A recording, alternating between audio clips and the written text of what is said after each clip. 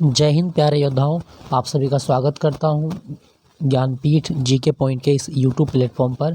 दोस्तों, उत्तर प्रदेश पुलिस भर्ती 2024 और यूपीएसआई तथा आरपीएफ की जो भर्ती अभी निकली हुई है, जो वैकेंसी निकली हुई है, उसके लिए जो हम जीके की मॉक टेस्ट श्रृंखला हमने शुरू की थी, उसी क्रम में मैं मॉक टेस्ट 22 लेके आया हूँ। 22 मॉक टेस्ट है। इससे पहले मैंने 21 मॉक टेस्ट अपलोड किए हैं।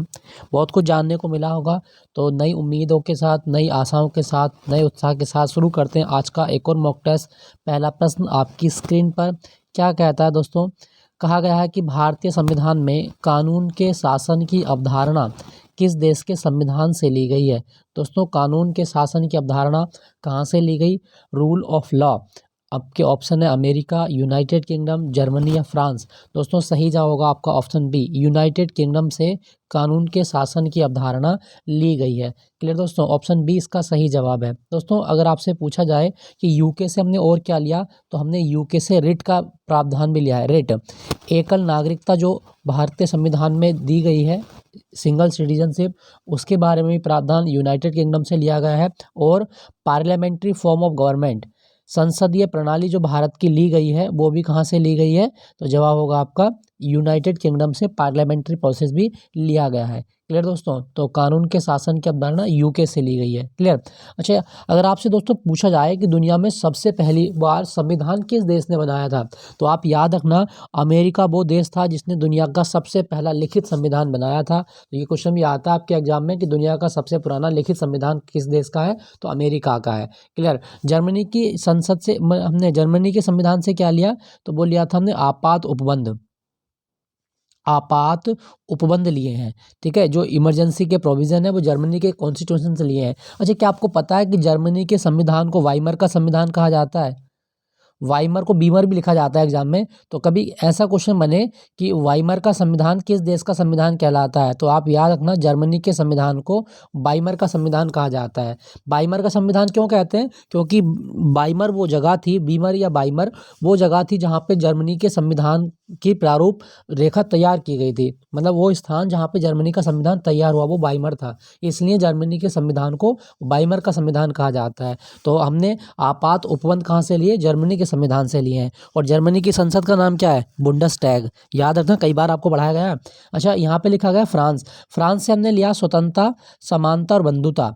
तो हमारे संविधान की प्रस्तावना में जो 3 शब्द आप पढ़ते होंगे, स्वतंत्रता, समानता और बंधुता, ये तीनों शब्द हमने कहाँ से लिए? तो ये फ्रांस के संविधान से लिए हैं। ठीक है, ये फ्रांस की क्रांति का नारा भी था, स्वतंत्रता, समानता, बंधुता। तो आपसे क्वेश्चन में क्या पूछा गया था कि कानून के शासन की अवधारणा हमने कहाँ से ली? United kingdom. इसका सही जवाब है ऑप्शन बी। क्लियर। नेक्स्ट प्रश्न है आपका, भारत में प्रोजेक्ट टाइगर की शुरुआत किस वर्ष हुई? दोस्तों, भारत में प्रोजेक्ट टाइगर की शुरुआत हुई है 1973 में। 1 अप्रैल 1973 को भारत में प्रोजेक्ट टाइगर शुरू हुआ है। ठीक है, याद रखिएगा। दोस्तों, अगर आपसे पूछा जाए कि टाइगर दिवस कब होता है, तो 29 जुलाई को टाइगर दिवस मनाया जाता है। और दुनिया के 70% जो टाइगर हैं, जो बाघ हैं, वो भारत में पाए जाते हैं। क्लियर। भारत में टोटल टाइगर रिजर्व कितने हैं जिनको भारत सरकार चिन्हित कर चुकी है, तो जिनको परमिशन मिल चुकी है वो 53 है। ठीक है, अभी क्लियरेंस बहुत सारे टाइगर रिजर्व को नहीं मिली है, लेकिन अभी जो टोटल संख्या भारत सरकार के द्वारा बताई जाती है वो 53 है। तो भारत में वर्तमान में 53 टाइगर रिजर्व हैं। और भारत में प्रोजेक्ट टाइगर की शुरुआत 1973 में हुई थी 1 अप्रैल को। 29 जुलाई को प्रोजेक्ट मतलब टाइगर दिवस मनाया जाता है। तो ये भी आप याद रखना। तो ठीक है दोस्तों। अच्छा दोस्तों, अगर आपसे पूछा जाए कि प्रोजेक्ट एलिफेंट कब शुरू हुआ था, तो प्रोजेक्ट एलिफेंट भारत में शुरू हुआ था 1992 में। एलिफेंट मतलब हाथियों को बचाने का प्रोजेक्ट था। तो ये आप याद रखिएगा, प्रोजेक्ट एलिफेंट। क्लियर दोस्तों। आपसे पूछा गया था प्रोजेक्ट टाइगर 1973, इंदिरा गांधी की सरकार में शुरू हुआ था ये। नेक्स्ट प्रश्न है आपका, विश्व बास्केटबॉल दिवस किस तिथि को मनाया जाता है? दोस्तों, विश्व बास्केटबॉल में कितने खिलाड़ी होते हैं? 5। तो विश्व बास्केटबॉल दिवस 21 दिसंबर को होता है। ऑप्शन डी इसका सही जवाब है, विश्व बास्केटबॉल दिवस 21 दिसंबर। अच्छा, क्या आपको पता है कि भारत में खेल दिवस कब होता है? तो भारत में खेल दिवस 29 अगस्त को होता है। 29 अगस्त को खेल दिवस किसकी जयंती होती है? मेजर ध्यानचंद की जयंती होती है। क्लियर। तो आपसे पूछा गया था बास्केटबॉल दिवस 21 दिसंबर। नेक्स्ट प्रश्न है आपका, राष्ट्रीय स्वयंसेवक संघ के संस्थापक कौन थे? दोस्तों, आरएसएस के संस्थापक कौन थे? तो पहले तो आप याद रखिएगा, आरएसएस की स्थापना कब हुई? तो 1927 में, सॉरी 1925 में हुई है। क्लियर। और आरएसएस के जो संस्थापक थे वो थे आपके केशव बलिराम हेडगेवार। ठीक है, के बी हेडगेवार आरएसएस के संस्थापक थे, तो ये भी आपको याद रखना है। और आरएसएस का मुख्यालय कहाँ पर है? नागपुर में।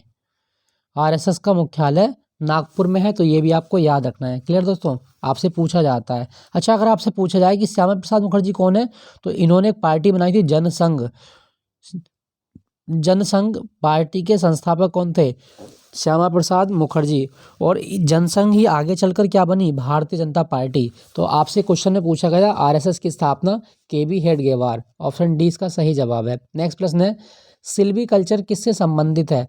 दोस्तों सिल्वी कल्चर ये जो होता है किसके लिए होता है? ऑप्शन डी वन संवर्धन, वनों की खेती या व्यापारिक उद्देश्य से वन लगाना सिल्वी कल्चर कहलाता है, तो ये भी आपको याद रखना है। अच्छा, अगर आपसे पूछा जाए वन किस सूची का विषय है? फॉरेस्ट, तो ये संवर्ती सूची का विषय है। वन किस सूची का विषय है? तो संवर्ती सूची में आता है वन, ये भी आपको याद रखना है। सिल्वीकल्चर वनों से संबंधित एक प्रोसेस होता है, तो ये भी आपको याद रखना। अच्छा, आपको एक बड़ी मज़ेदार चीज़ बताता हूँ कि आप नाम सुने कि मियावाकी एक पद्धति होती है, मियावाकी प्रैक्टिस, मियावाकी पद्धति। अच्छा, क्या है ये मियावाकी पद्धति? तो आपके एग्जाम में कभी क्वेश्चन आए ना कि बाग लगाने की मियावाकी पद्धति किस देश की देन है, तो आप याद रखना मियावाकी जो पद्धति है वो उसमें बाग या वन लगाए जाते हैं, और ये जो पद्धति आई ये जापान से आई है, तो ये आप याद रखना मियावाकी एक जापानी बाग लगाने की पद्धति है। ठीक है, तो ये पूछा जा सकता है आपके एग्जाम में कि मियावाकी पद्धति किससे संबंधित है, तो वनों से संबंधित होती है, बाग लगाए जाते हैं इसमें। क्लियर, याद रखिएगा। तो सिल्वीकल्चर पूछा गया है, रेशम सॉरी वन संवर्धन। अच्छा, रेशम कीट पालन को क्या कहा जाता है? सेरीकल्चर। सेरीकल्चर, रेशम कीट पालन को सेरीकल्चर कहा जाता है। अंगूर को क्या कहा जाता है? अंगूर को कहा जाता है विटीकल्चर। विटीकल्चर अंगूर की खेती होती है, तो ये आप याद रखना, रेशम कीट पालन सेरीकल्चर और अंगूर की खेती को विटीकल्चर कहा जाता है। अच्छा दोस्तों, क्या आपको पता है कि भारत में वन अनुसंधान केंद्र भी है? इंडियन फॉरेस्ट रिसर्च इंस्टीट्यूट कहाँ पर है? ये देहरादून में है। भारतीय वन अनुसंधान संस्थान देहरादून, उत्तराखंड की बात हो रही है। तो सिल्वीकल्चर वन संवर्धन। नेक्स्ट प्रश्न है आपका, मैटर ऑफ डिस्क्रिशन भारत के किस पूर्व प्रधानमंत्री की आत्मकथा है? दोस्तों मैटर ऑफ डिस्क्रिशन किसकी आत्मकथा है? सही जवाब होगा आपका ऑप्शन सी इंद्र कुमार गुजराल। इंद्र कुमार गुजराल की आत्मकथा है। क्लियर, याद रखिएगा। दोस्तों अगर आपसे पूछा जाए कि पीवी नरसिम्हा राव की आत्मकथा द इनसाइडर, द इनसाइडर ये बहुत आता है एग्जाम में, द इनसाइडर किसकी आत्मकथा है? तो पीवी नरसिम्हा राव की आत्मकथा है द इनसाइडर। क्लियर दोस्तों। अच्छा, अगर आपसे पूछा जाए कि भारत में प्रधानमंत्री बनने की न्यूनतम आयु कितनी है? 25 वर्ष। अच्छा, प्रधानमंत्री की नियुक्ति होती है या निर्वाचन होता है? तो आप याद रखना भारत के प्रधानमंत्री का निर्वाचन नहीं होता, उसकी नियुक्ति होती है। कौन करता है प्रधानमंत्री की नियुक्ति? तो राष्ट्रपति प्रधानमंत्री की नियुक्ति करता है। क्लियर, याद रखिएगा। तो आपसे क्वेश्चन में पूछा गया था कि मैटर ऑफ डिस्क्रिशन किसकी आत्मकथा है? इंद्र कुमार गुजराल, इसका सही जवाब है ऑप्शन सी। नेक्स्ट प्रश्न है आपका, प्रिtzker अवार्ड किस क्षेत्र से संबंधित है? दोस्तों प्रिtzker अवार्ड जो दिया जाता है ये वास्तुकला के लिए दिया जाता है। ऑप्शन सी इसका सही जवाब, वास्तुकला। अच्छा, संगीत के लिए कौन सा अवार्ड मिलता है? तो संगीत के लिए मिलता है ग्रैमी अवार्ड। ग्रैमी अवार्ड ये संगीत के क्षेत्र में दिया जाता है। अंकशास्त्र मतलब गणित, गणित के लिए कौन सा अवार्ड होता है? Abel, Abel prize. तो एबेल प्राइज किससे संबंधित है? गणित से। चिकित्सा के लिए भारत में कौन सा होता है? BC Roy award.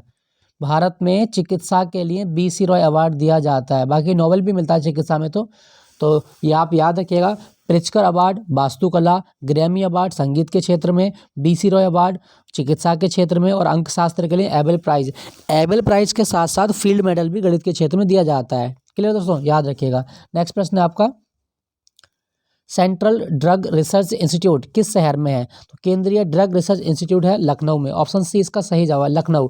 लखनऊ कौन सी नदी के किनारे है? तो लखनऊ में नदी बहती है गोमती रिवर, तो ये आप याद रखिएगा। और लखनऊ जो है ना, लखनऊ में केंद्रीय औषधि अनुसंधान केंद्र भी है। केंद्रीय औषधि अनुसंधान केंद्र लखनऊ, और भारतीय गन्ना अनुसंधान केंद्र भी लखनऊ में है। लखनऊ को नवाबों का नगर भी कहा जाता है, ये भी आप याद रखना। और लखनऊ 1920-21 में उत्तर प्रदेश की आंशिक राजधानी बना था। ठीक है, याद रखिएगा। तो आपसे पूछा गया था सेंट्रल ड्रग रिसर्च इंस्टीट्यूट कहाँ पर है? लखनऊ। क्लियर, याद रखिएगा। अच्छा दोस्तों, यहाँ पे अगर आपसे कभी पूछा जाए कि उत्तर प्रदेश की न्यायिक राजधानी कौन सी है, तो आप याद रखना उत्तर प्रदेश की न्यायिक राजधानी है प्रयागराज। उत्तर प्रदेश की न्यायिक राजधानी प्रयागराज है। बरेली उत्तर प्रदेश की सुरमा नगरी, बांस नगरी या बरेली में, और क्या है, इज्जत नगर, और इज्जत नगर में क्या है, केंद्रीय पक्षी अनुसंधान संस्थान, तो वो बरेली में है आपका। मेरठ में क्या है, तो मेरठ में आपको याद रखना है उत्तर प्रदेश का आलू अनुसंधान केंद्र मेरठ में है। आपसे पूछा गया था drug research institute Lucknow. Next प्रश्न है आपका, यूनाइटेड किंगडम की मुद्रा क्या है। दोस्तों यूके की मुद्रा क्या है, इसका सही जवाब होगा ऑप्शन सी, बिल्कुल गलत जवाब है। सही जवाब है आपका pound sterling, option B. United Kingdom की मुद्रा पाउंड स्टर्लिंग है, याद रखिएगा दोस्तों। यूके की मुद्रा क्या है, पाउंड स्टर्लिंग। यूके की राजधानी क्या है, लंदन। यूके की राजधानी लंदन है। क्लियर। नेक्स्ट प्रश्न है आपका, भारतीय जनता पार्टी की स्थापना कब हुई। दोस्तों भारतीय जनता पार्टी की स्थापना कब हुई, तो 6 अप्रैल 1980 को हुई थी। भारतीय जनता पार्टी बीजेपी बनी थी 6 अप्रैल 1980 को। क्लियर, याद रखिएगा। संस्थापक सदस्यों में लाल कृष्ण आडवाणी, अटल बिहारी वाजपेयी, ये सब शामिल थे, तो ये आप याद रखें। और भारतीय जनता पार्टी वर्तमान में दुनिया का सबसे बड़ा लोकतांत्रिक राजनीतिक दल है। ठीक है, याद रखना। नेक्स्ट प्रश्न है आपका, one life is not enough किसकी आत्मकथा है। रिपीट क्वेश्चन है क्योंकि ये क्वेश्चन काफ़ी इंपॉर्टेंट है, बहुत आता है एग्जाम में। One life is not enough, ये के नटवर सिंह की आत्मकथा है। ऑप्शन डी इसका सही जवाब, के नटवर सिंह। कौन थे के नटवर सिंह, तो भारत के पूर्व विदेश मंत्री के नटवर सिंह की आत्मकथा है one life is not enough. याद रखिएगा दोस्तों, आपसे पूछा जाता है। क्लियर, तो ऑप्शन डी इसका सही जवाब है। प्रणब मुखर्जी, प्रणब मुखर्जी की है the turbulent year, turbulent year 1980 से 1996, 1980 से 1996, ये आप याद रखिएगा। नेक्स्ट प्रश्न है आपका, जनसंख्या के सांख्यिकीय अध्ययन को क्या कहा जाता है। दोस्तों जनसंख्या का सांख्यिकीय अध्ययन कहलाता है डेमोग्राफी। ऑप्शन ए इसका सही जवाब है, डेमोग्राफी जनसंख्या का अध्ययन होता है। और विश्व जनसंख्या दिवस कब होता है, 11 जुलाई को विश्व जनसंख्या दिवस मनाया जाता है। क्लियर दोस्तों, याद रखिएगा, इंपॉर्टेंट है, पूछा जाता है। अच्छा, कैलीग्राफी क्या होता है, तो कैलीग्राफी होता है सुंदर लिखने की कला। सुंदर लेखन को कैलीग्राफी कहा जाता है।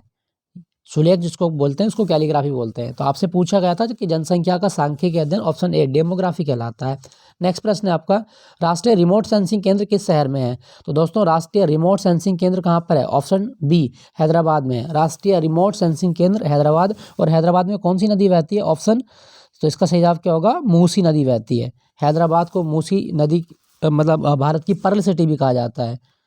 पर्ल सिटी, मोतियों का शहर किसको कहा गया है, तो आप याद रखना भारत में पर्ल सिटी के नाम से हैदराबाद मशहूर है। तो आपसे पूछा जाता है। क्लियर दोस्तों, मूसी नदी जरूर याद रखना, बहुत आता है एग्जाम में। राष्ट्रीय रिमोट सेंसिंग केंद्र हैदराबाद में है। और हैदराबाद में सरदार वल्लभ भाई पटेल राष्ट्रीय पुलिस अकादमी भी है। क्लियर, याद रखिएगा। अच्छा दोस्तों, यहाँ पे लिखा गया है बेंगलुरु, इसरो का मुख्यालय कहाँ पर है, तो इसरो का मुख्यालय बेंगलुरु में है। आपसे पूछा जाता है। और आपसे एक क्वेश्चन और पूछेगा कि भारतीय बागवानी संस्थान कहाँ पर है, तो ये भी आपको याद रखना है, भारतीय बागवानी संस्थान बेंगलुरु में है। क्लियर, राष्ट्रीय रिमोट सेंसिंग केंद्र हैदराबाद, ऑप्शन बी इसका सही जवाब है। नेक्स्ट प्रश्न है आपका, भारतीय संविधान के किस भाग में कल्याणकारी राज्य का विचार है, वेलफेयर ऑफ द स्टेट। कल्याणकारी राज्य की अवधारणा हमने देखी है कहाँ, राज्य के नीति निर्देशक सिद्धांतों के अंतर्गत। तो आप याद रखिएगा, राज्य के नीति निर्देशक तत्वों के अंतर्गत कल्याणकारी राज्य की जो अवधारणा वो देखी जाती है। और डीपीएसपी हमने कहाँ से लिए हैं, तो डीपीएसपी हमने लिए हैं आयरलैंड के संविधान से। संविधान के भाग 4 में डीपीएसपी का उल्लेख है, आर्टिकल 36 से 51। तो ये सब चीज़ें आपको याद रखनी है। डीपीएसपी जो है वो राज्य पर मतलब थोपे नहीं जा सकते, ये राज्य की इच्छा पर डिपेंड करते हैं। तो ये आप याद रखिएगा, कल्याणकारी राज्य की अवधारणा राज्य के नीति निर्देशक तत्वों के अंतर्गत दी गई है। और ये डीपीएसपी हमने कहाँ से लिए, आयरलैंड के संविधान से लिए हैं। क्लियर दोस्तों। अच्छा दोस्तों, अगर आपसे पूछा जाए कि मूल अधिकार कहाँ से लिए हैं, तो मूल अधिकार का विचार हमने अमेरिका से लिया। और मूल कर्तव्य कहाँ से लिए हैं, यूएसएसआर, सोवियत संघ से हमने मूल कर्तव्य लिए हैं। क्लियर। अच्छा, भारतीय संविधान दिवस कब होता है, 26 नवंबर को भारत का संविधान दिवस होता है, ये भी आपको याद रखना है। और भारतीय संविधान को किसने अपने हाथ से लिखा था, प्रेम बिहारी नारायण रायजादा ने लिखा था। भारतीय संविधान को जो लेखन का काम हुआ था वो प्रेम बिहारी ने किया था। क्लियर। आपसे पूछा गया था कल्याणकारी राज्य, ऑप्शन सी डीपीएसपी में देखा जाता है। नेक्स्ट प्रश्न है आपका, अंतर्राष्ट्रीय समुद्री संगठन का मुख्यालय किस शहर में है। दोस्तों इंटरनेशनल मैरीटाइम ऑर्गेनाइजेशन, इसको in short we can say IMO, international maritime organization का मुख्यालय आपका कहाँ पर है, ऑप्शन डी लंदन में है। Option D London. और लंदन में कौन सी नदी बहती है, टेम्स। टेम्स नदी को लंदन की गंगा कहा जाता है। क्लियर, याद रखना। दोस्तों आपसे अगर क्वेश्चन पूछा जाए कि जो एमनेस्टी इंटरनेशनल है जो मानव अधिकारों के लिए कार्य करता है, तो एमनेस्टी इंटरनेशनल कहाँ पर है आपका? लंदन में है। एमनेस्टी इंटरनेशनल का मुख्यालय लंदन में है, तो ये भी आपको याद रखना है, आपसे पूछा जा सकता है। क्लियर दोस्तों, क्लियर। अच्छा दोस्तों यहाँ पे मैं आपको एक चीज़ और बता दूं, जो लंदन है ना, लंदन में एक स्टेडियम है लॉर्ड्स, क्रिकेट का बड़ा फेमस स्टेडियम है लॉर्ड्स, लॉर्ड्स क्रिकेट ग्राउंड। और लॉर्ड्स क्रिकेट ग्राउंड को क्या कहा जाता है? इसे क्रिकेट का मक्का कहा जाता है।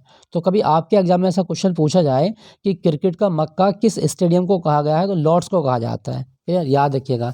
आपसे पूछा गया था अंतर्राष्ट्रीय maritime organization London, option D इसका सही जवाब है। नेक्स्ट प्रश्न है आपका, राष्ट्रीय मानवाधिकार आयोग का गठन कब किया गया? दोस्तों भारत में राष्ट्रीय मानवाधिकार बना था 12 अक्टूबर 1993 को, ऑप्शन डी इसका सही जवाब है, 12 अक्टूबर 1993। और ये मिनिस्ट्री ऑफ होम अफेयर मतलब भारत का जो गृह मंत्रालय है उसके अधीन कार्य करता है राष्ट्रीय मानवाधिकार आयोग। और राष्ट्रीय मानवाधिकार आयोग जो है ना, इसका अध्यक्ष हमेशा सुप्रीम कोर्ट का मुख्य न्यायाधीश या सुप्रीम कोर्ट का न्यायाधीश होता है। क्लियर दोस्तों, याद रखिएगा। राष्ट्रीय मानवाधिकार आयोग बना 12 अक्टूबर 1993 को। नेक्स्ट प्रश्न है आपका, माई कंट्री माई लाइफ किसकी आत्मकथा है? तो दोस्तों माई कंट्री माई लाइफ किसकी आत्मकथा है? लाल कृष्ण आडवाणी, ऑप्शन सी इसका सही जवाब है। लाल कृष्ण आडवाणी की आत्मकथा है my country my life, option C. Dalai Lama की कौन सी है? Freedom in exile, freedom in exile किसकी आत्मकथा है? तो फ्रीडम इन एग्जाइल आत्मकथा है किसकी? दलाई लामा की। नेक्स्ट प्रश्न है आपका, संसार का सबसे बड़ा द्वीप कौन सा है? दोस्तों संसार का सबसे बड़ा द्वीप है आपका, सही जवाब क्या होगा? ऑप्शन सी, अर्थात संसार का सबसे बड़ा द्वीप है ग्रीनलैंड। ग्रीनलैंड, और ग्रीनलैंड जो द्वीप है ना, ये आपका डेनमार्क के अधीन आता है। डेनमार्क जिसकी राजधानी कोपेनहेगन है, तो डेनमार्क के अधीन है ग्रीनलैंड और ये संसार का सबसे बड़ा द्वीप है। ग्रीनलैंड की राजधानी क्या है? नूक। ग्रीनलैंड की राजधानी नूक है, तो ये भी आपको याद रखना है। ठीक है दोस्तों। दोस्तों यहाँ पे लिखा गया है सेशेल्स। सेशेल्स दक्षिण अफ्रीका का एक ऐसा देश है जिसकी मुद्रा रुपया है, तो यह आप याद रखना, सेशेल्स की मुद्रा रुपया है। और सेशेल्स की राजधानी क्या है? विक्टोरिया। सेशेल्स देश की राजधानी विक्टोरिया है और इसकी मुद्रा रुपया है, याद रखिएगा। ये अफ्रीका महाद्वीप का देश है। फिनलैंड की बात करूँ तो फिनलैंड की राजधानी क्या है? हेलसिंकी है। और फिनलैंड को 1000 झीलों की भूमि कहा जाता है, तो ये आप याद रखना। द लैंड ऑफ 1000 लेक किसको कहा गया है? फिनलैंड को कहा जाता है। ठीक है, फिनलैंड की राजधानी हेलसिंकी। और फिनलैंड की मुद्रा क्या है? यूरो। फिनलैंड की मुद्रा यूरो। यहाँ पे लिखा गया दोस्तों मालदीव। मालदीव की राजधानी माले है। मालदीव की राजधानी माले। और यहाँ की भाषा क्या? दिवेही। ये आपके एग्जाम में बहुत आता है, दिवेही कहाँ की भाषा है? मालदीव की। और मालदीव की मुद्रा क्या है? रुपया। मालदीव जो है ना वो हिंद महासागर में स्थित है। तो आपके क्वेश्चन में क्या पूछा गया था? क्वेश्चन में पूछा गया था दुनिया का सबसे बड़ा द्वीप ग्रीनलैंड, ऑप्शन सी इसका सही जवाब है। नेक्स्ट प्रश्न है आपका, पोलैंड की मुद्रा क्या है? दोस्तों पोलैंड की मुद्रा आपको बताना है, इसके सही जवाब होगा ऑप्शन बी, ज़िलोटी। पोलैंड की मुद्रा ज़िलोटी है। और पोलैंड की राजधानी क्या है? वॉर्सा। पोलैंड की राजधानी है वार्सा, मुद्रा ज़िलोटी। ठीक है दोस्तों, याद रखना। नेक्स्ट प्रश्न है आपका, यूरोप की सबसे लंबी नदी कौन सी है? दोस्तों यूरोप की सबसे लंबी नदी है ऑप्शन बी, बोल्गा नदी। बोल्गा नदी। और बोल्गा नदी जो है ना वो रूस में बहती है, रसिया में बहती है। और कहाँ पे गिरती है जब ये? तो ये आपको गिरती है कैस्पियन सी में। कैस्पियन सागर में बोल्गा नदी अपना मुहाना खोलती है, तो ये आप याद रखना। यूरोप की सबसे लंबी नदी बोल्गा नदी है और ये रसिया में बहती है। अच्छा आपके लिए क्वेश्चन पूछता हूँ, एक हिंदी की रचना है बोलगा से गंगा। बोलगा से गंगा एक यात्रा वृतांत है, ये किसने लिखी है? बोलगा से गंगा एक साहित्यिक रचना है हिंदी में, किसके द्वारा लिखी गई है? कमेंट में लिख के जरूर बताइएगा ताकि आपको और अच्छे से याद हो जाए। ये बोलगा से गंगा किसकी कृति है? बहुत आता है एग्जाम में क्वेश्चन भी।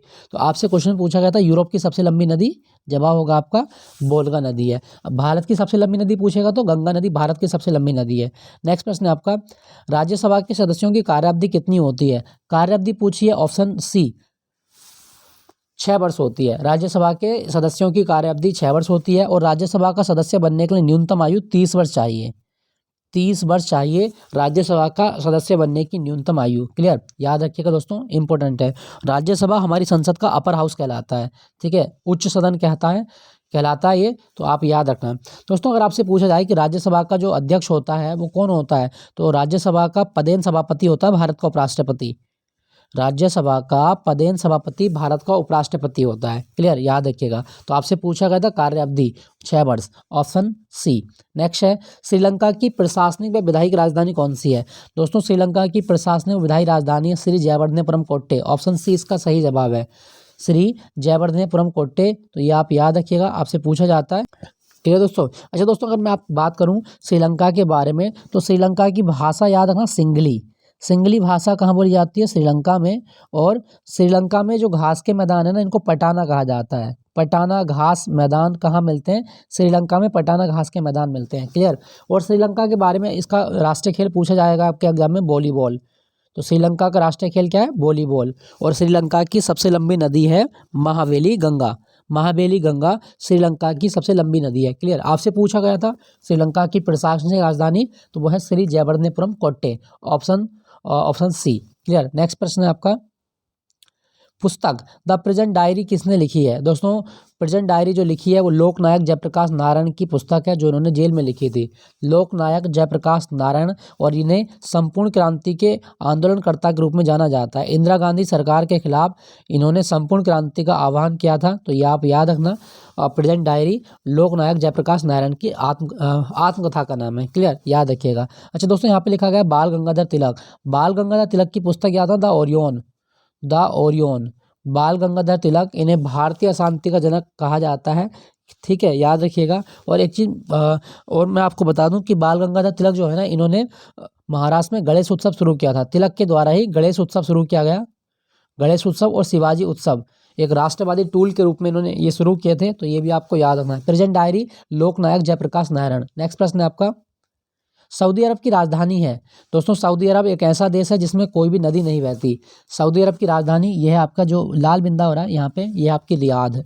तो सऊदी अरब की राजधानी रियाद है, और सऊदी अरब में कोई भी नदी नहीं बहती। अगर आपसे पूछा जाए कि अल नफूद मरुस्थल किस देश में है, तो आप याद रखना अल नफूद मरुस्थल सऊदी अरब में है। सऊदी अरब में अल नफूद मरुस्थल है, इसकी राजधानी रियाद है और मुद्रा रियाल है। क्लियर दोस्तों, याद रखना। नेक्स्ट प्रश्न है आपका, रैपिड एक्शन फोर्स का गठन कब हुआ था? दोस्तों रैपिड एक्शन फोर्स मतलब RAF रैपिड एक्शन फोर्स, ये CRPF से निकली है। जो इसकी पेरेंट एजेंसी है वो CRPF है। और इसकी स्थापना कब हुई? तो जवाब होगा 11 दिसंबर 1991 को। RAF का मुख्यालय कहाँ पर है? न्यू दिल्ली में है। ये आप याद रखना, रैपिड एक्शन फोर्स का मुख्यालय न्यू दिल्ली में है। क्लियर, 1991 में ये बनी थी। नेक्स्ट प्रश्न है आपका, बंद अर्थव्यवस्था क्या है? दोस्तों बंद अर्थव्यवस्था का मतलब क्या है कि चीज़ें बंद हो चुकी हैं। बंद होने का मतलब है कि आयात निर्यात बंद हो चुका है। तो वह अर्थव्यवस्था जिसमें आयात निर्यात पूर्णतः बंद हो चुका है, उसको क्या बोलते हैं? उसको बंद अर्थव्यवस्था कहा जाता है। ऑप्शन डी इसका सही जवाब होगा। ठीक है दोस्तों, बंद अर्थव्यवस्था वह अर्थव्यवस्था है जिसमें ना तो आयात हो ना ही निर्यात। दोस्तों जब हम आयात और निर्यात शब्द पढ़ते हैं तो हमारे मन में एक क्वेश्चन भी आता है कि भारत में एक बैंक है आयात निर्यात बैंक, जिसको एग्जिम बैंक कहा जाता है। तो कभी आपसे क्वेश्चन पूछा जाए कि भारत में आयात निर्यात बैंक कब बना था, तो 1982 में बना था। क्लियर, याद रखिएगा। नेक्स्ट प्रश्न है आपका, ऑप्शन डी इसका सही जवाब है। नेक्स्ट प्रश्न है आपका, राष्ट्रीय मानवाधिकार आयोग के पहले अध्यक्ष कौन थे? दोस्तों राष्ट्रीय मानवाधिकार आयोग 12 अक्टूबर 1993 को बना, और इसके पहले अध्यक्ष कौन थे? Justice Ranganath Mishra. Option B इसका सही जवाब है, जस्टिस रंगनाथ मिश्रा। नेक्स्ट प्रश्न है आपका, केंद्रीय औषधि अनुसंधान संस्थान कहाँ स्थित है? दोस्तों केंद्रीय औषधि अनुसंधान संस्थान लखनऊ में। ऑप्शन बी इसका सही जवाब है, ऑप्शन बी। ठीक है, ठीक है। अच्छा अगर आपसे पूछा जाए कि जो लखनऊ है, लखनऊ में और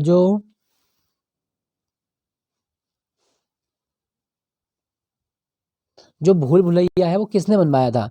तो आप याद रखना, लखनऊ में जो भूल भुलैया है वो आसफ उद्दौला ने बनवाया था। क्लियर, याद रखना।